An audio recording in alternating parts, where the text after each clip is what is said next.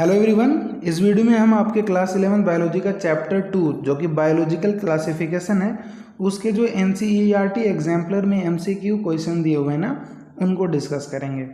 ठीक है ना, चलिए देखते हैं क्या क्या सवाल दिया हुआ है और उसका क्या सही जवाब है। पहला सवाल क्या कहता है, all eukaryotic unicellular organism belong to. बताओ, जितने भी यूनिसेलुलर यूकैरियोट होते हैं वो जो है आपके प्रोटिस्टा में आते हैं। Very simple question.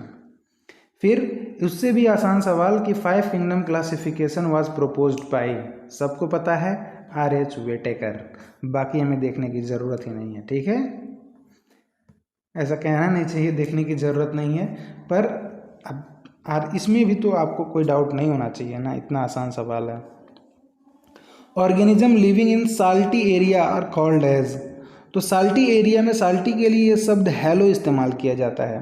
ठीक है, तो साल्टी एरिया में रहने वाले ऑर्गेनिज्म को हैलोफाइल्स कहा जाता है।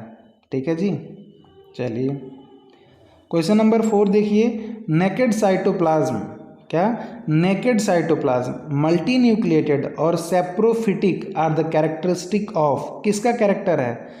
मल्टी न्यूक्लिएट होना, सेप्रोफाइट होना और naked cytoplasm. Naked cytoplasm multi nucleated and saprophytic.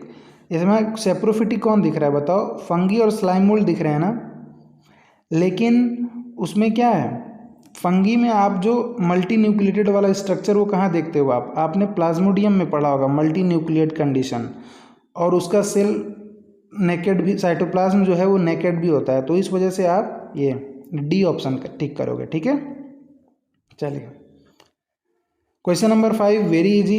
N association between roots of higher plant and fungi is called.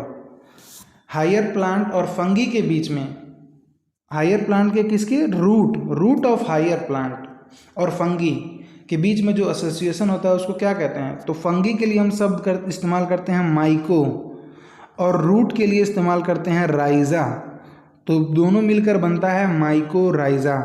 यानी कि आपका आगे दिया हुआ है यहाँ पे ऑप्शन नंबर सी, हम उस एसोसिएशन को जो कि रूट ऑफ हायर प्लांट और फंगी में होता है उसको माइकोराइजा कहते हैं। अच्छा बताइए, डाई कैरियन कब बनता है? तो बताइए, डाई कैरियन आपने फंगी में पढ़ा होगा ना, फंगी में डाई कैरियन पढ़ा होगा, डाई कैरियन स्टेज एक आता है, उसमें क्या होता है, डाई मतलब दो, कैरियन मतलब न्यूक्लियस, दो न्यूक्लियस। कब होता है? जब मियोसिस इज अरेस्टेड, या the two haploid cell do not fuse immediately, या साइटोप्लाज्म डू नॉट फ्यूज, या नन ऑफ द अबव।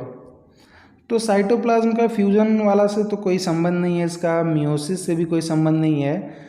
इसमें एक्चुअल में क्या होता है, जो न्यूक्लियस जब नहीं फ्यूज करता है तब डाई कैरियन स्टेज बनता है कि नहीं, कुछ देर के लिए रुका हुआ रहता है। ऐसे ही एक सेल के अंदर दो न्यूक्लियस अलग अलग पड़े हुए रहते हैं, उसी को डाई कैरियन स्टेज कहते हैं। तो वहाँ पे वो चीज़ तो नहीं दिया हुआ है, पर अगर आप देखना चाहो तो आप बी वाले को टिक लगा सकते हो, क्योंकि यहाँ पे कह रहा है the two haploid cell do not fuse immediately.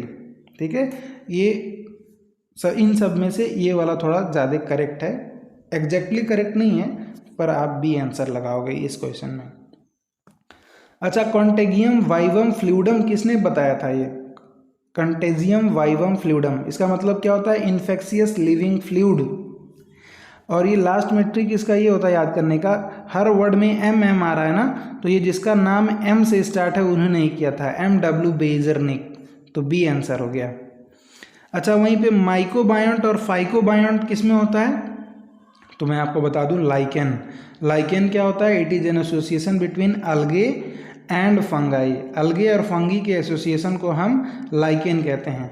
तो अलगे वाला जो पार्ट होता है उसको फाइकोबायोंट कहा जाता है और फंगी वाले पार्ट को माइकोबायोंट कहा जाता है। तो आंसर क्या होगा आपका? सी आंसर होगा, है कि नहीं। क्वेश्चन नंबर 9 देखिए, difference between virus and viroid. Absence of protein code in viroid but present in virus. Protein code किस में होता है? वायरोइड में नहीं होता है, बट वायरस में होता है। सही लग रहा है। नेक्स्ट ऑप्शन देख लेते हैं, presence of low molecular weight RNA in virus and absent in viroid. नहीं, एक्चुअल में ये वायरोइड वाली बात ये है। ठीक है, तो ये गलत लिख दिया इन्होंने, वायरोइड में लो मॉलिक्यूलर वेट RNA होता है ना, तो ये स्टेटमेंट गलत हो गया और ये सही है आपका। क्वेश्चन नंबर 10 देखिए, with respect to fungal sexual cycle choose the correct sequence of event. तो आपने पढ़ा होगा कि जो सेक्सुअल साइकिल होता है फंगस में, उसमें 3 स्टेप होता है। पहला क्या, ये प्लाज्मोगेमी, फ्यूजन ऑफ प्रोटोप्लाज्म, उसके बाद क्या है कैरियोगेमी होता है, उसके बाद मियोसिस होता है। तो ऑप्शन सी आप सही करेंगे। क्वेश्चन नंबर 11 देखिए, viruses are non cellular organism but replicate themselves once they infect the host cell. Virus non cellular organism होते हैं बट ये रेप्लिकेट कर लेते हैं अपने आप को जब ये क्या करते हैं, इन्फेक्ट कर देते हैं होस्ट सेल को। To which of the following kingdom do viruses belong. तो वायरस जो है ना, ये विटेकर के किसी भी किंगडम में बिलोंग नहीं करते हैं। तो आप क्या कहेंगे, none of the above. Question number 12 देखिए, members of phycomycetes are found in. Phycomycetes के मेंबर कहाँ पाए जाते हैं, आप बताओ। फाइकोमाइसिटीज को अलगल फंगी कहा जाता है ना, अलगल फंगी या लोअर फंगी। क्यों, क्योंकि ये एक्वेटिक हैबिटेट में पाए जाते हैं, मोइस्ट हैबिटेट में पाए जाते हैं, डेड एंड डिकेइंग वुड पे पाए जाते हैं, ठीक है। और ये ऑब्लिगेट पैरासाइट की तरह भी काम करते हैं प्लांट्स के ऊपर। तो एक्चुअल में यहाँ पे सभी ऑप्शन सही है। तो आप इनमें से चूज करना था, इन ऑप्शंस में से। तो कौन सा चूज करोगे बताओ, option number D, all of the above. ठीक है जी। तो इतने ही सवाल थे आपके, इतने ही एमसीक्यूज थे इस चैप्टर में। आई होप आपको सभी समझ में आ गया होगा अच्छे से। बाकी नेक्स्ट चैप्टर के लिए भी आप वीडियो देख सकते हो। आई होप आपको समझ में आएगा। ये वीडियो देखने के लिए थैंक यू वेरी मच।